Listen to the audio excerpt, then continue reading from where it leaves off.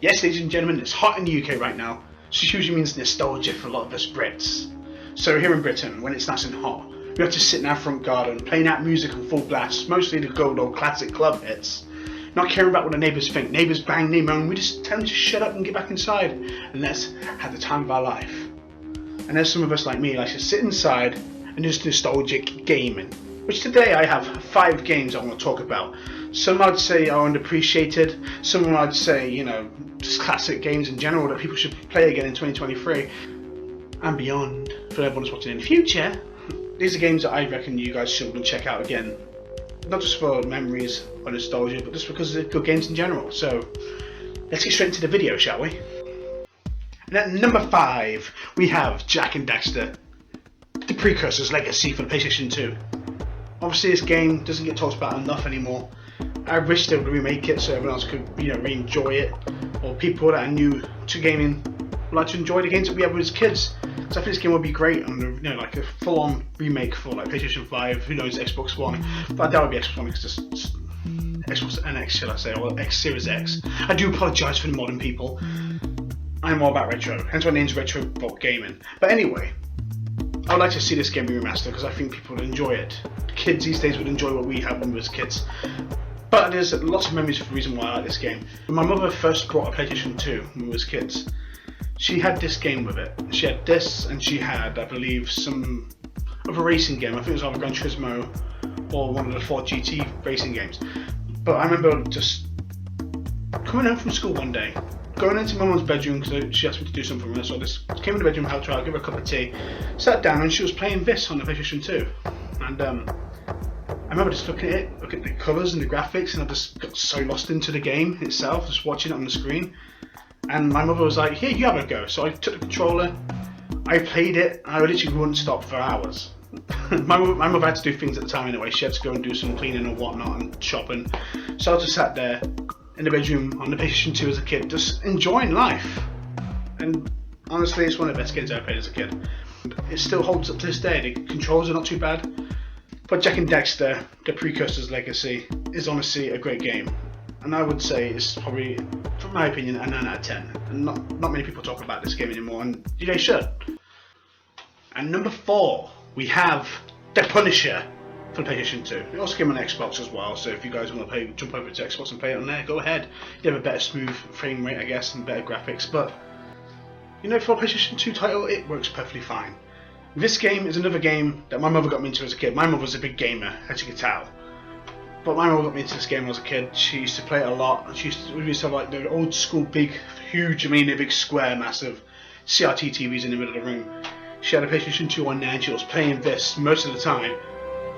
When I saw this, it was next level. It was very next level. The gore in it, the graphics, the violence, the controls. It controls well, in my opinion, still.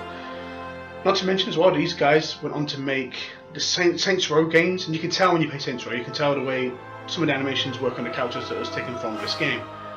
And that's not a cap, that's a fact, look it up. But yeah, The Punisher, great game. If you're into stories, comic book style stories, over the top, great stuff, obviously. Action, great stuff. Gore, great stuff. And over the top executions in this. You can do what you like in it. You can kill people, you can spare them and let them through doors and whatnot, let you help out for the game. You can interrogate them. It's great. I might show a few stuff on the end of this. But yeah. Again, a game I was got into by my mother when I was younger. I used to play a lot, especially in the nights where I couldn't sleep. I used to just crack on the PS2 in the bedroom, play this for hours. And I used to have a good time, and I honestly think it's underappreciated, and no one actually speaks about it. Honestly, I hardly see anyone talk about it on YouTube. I hardly see anyone talk about it anywhere. I hardly see anyone play it on Twitch or on streams in general. So, if you guys can get this for a good price, maybe cheap, maybe 5 to a tenner, UK, wherever you obviously US, it'd be like $5 and whatnot. Pick it up, give it a go. You might enjoy it yourself. I know I enjoyed it. I enjoyed it since I was a kid, and I played it up again longer, and I enjoyed it still now. I still enjoy it now. I still often play it. So, and at number 3, we got another We have an advert. Do you mind interfering in my fucking video advert? Another advert. YouTube, what's going on, fam? What's going on, fam? At number 3, we have Medal of Honor Frontline on the PlayStation 2. I believe it was on Xbox and GameCube as well. If you guys prefer those consoles, go ahead and play them. But Medal of Honor Frontline, it's a lot like Allied Assault on the PC if you've played that. It's a bit dumbed down, the graphics is not as good. The storyline, I know, has been shortened down a bit. The levels are shortened down, but I know some levels on here are quite similar to the ones that's on Allied Assault on PC. If you guys enjoy classic shoot 'em ups, I'd honestly recommend this highly.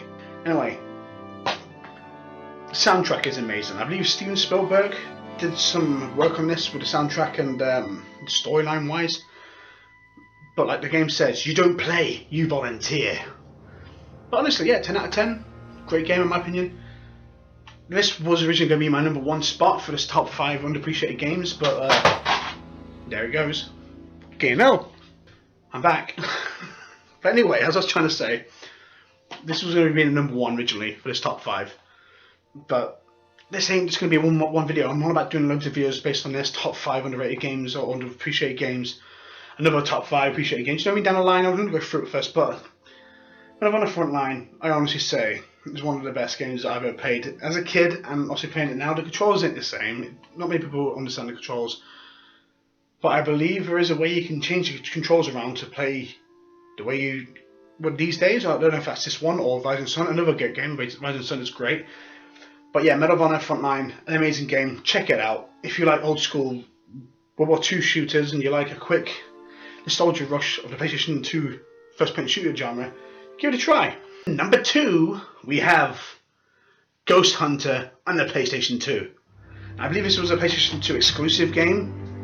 Don't get me wrong, don't quote me on there. But this game, honestly, as a kid when I grew up, this game was fucking terrifying. The soundtrack used to terrify me. My sisters used to do banter when I was a kid at night time. I couldn't sleep sometimes, and they would hum the theme song of the first level, which is like the basement song, and it used to freak me out to the point I used to have nightmares and I used to scream. Yes, I used to fucking scream like a little girl. This game traumatized me as a kid, and it's still great. I enjoy it now. I still find it quite creepy because of my childhood memories, but I can sit through it now and play it and enjoy it properly and enjoy it for what it was. It starts off strange, like I said, it starts off like a proper pure ghost story. You go into this abandoned school or something that had like murder going on, and then you meet this ghost of an ex-ghost hunter from back in the past or something like that, and it's inside a machine now, I believe. And he gives you all this stuff. He gives you like the weapon, the ghost gun, and stuff like that, and you end up using them to, take the ghosts back. And in the game, you accidentally release all the ghosts. A big stupid no-no move, but the main character is a bit of a dumbass. So, but yeah, you get the ghost gun, you get like a ghost trap to trap them. Just say if you like Ghostbusters and cheesy horror 80s films, you'll like this. Let's say that. But it doesn't just start out the ghost thing. You end up going to like swamps and like seeing like weird crocodile monsters. It's a weird time, but it's a fun time, and I highly recommend anyone goes out and checks it out. It's not very easy to find these days. It took me a while to find this. I had to find this in a local game store we have here, I was lucky to find it because in UK it's hard to find. You go on Amazon, it's like 40 quid it was. You go on eBay, people are selling it for like 78 quid. I'm like, what's going on? But I managed to pick this up for £2 of all things, so I was quite happy with that, and it still lives up to this day, honestly. I honestly would recommend to anyone, if you like horror games that's different and obscure, check this out. Honestly, you will not regret it.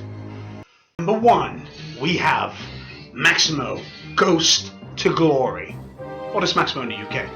This game had a sequel as well called Maximo Army is In. I would recommend that one as well, but first, never skip Maximo 1. This game, honestly, it's amazing. One of the best platforming games I've ever played in my life. Another game that was introduced to me by my own mother as a kid. My mum was into like obscure, strange, random games. Not many people would enjoy or look up. But Maximo, I've heard, has quite a big following online, but no one really talks about it much.